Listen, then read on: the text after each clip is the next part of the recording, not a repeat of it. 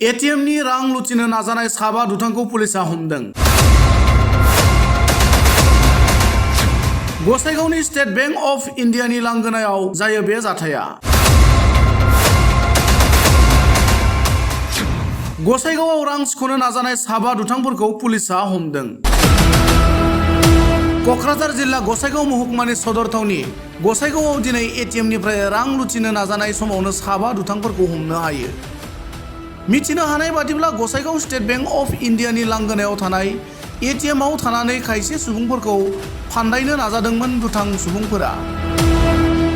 बेखौ नोजोर होनानै जायगानि सुबुंफोरा पुलिसनो खौरां हरनानै दुथां सुबुंफोरखौ हमनो हायो। हमजानाय साबा दुथां फानदायगिरिफोरखौ बिहार किसानगन्जनि अजय जादव, राज कापुर, सन्जय जादव, दीपक सिल आरो राज जादव होनना सिनायनो हायो। हमनो हानाय साबा दुथां फानदायगिरिफोरखौ पुलिसा बे बिथिङाव गोख्रोङै सेबो।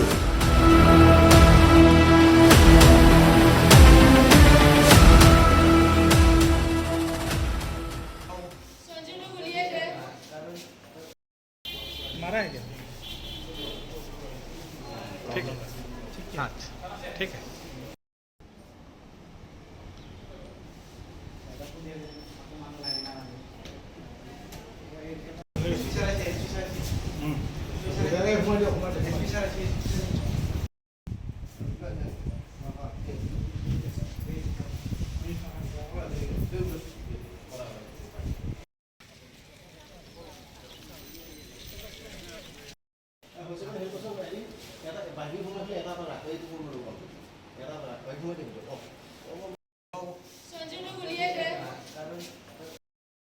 मारा है क्या?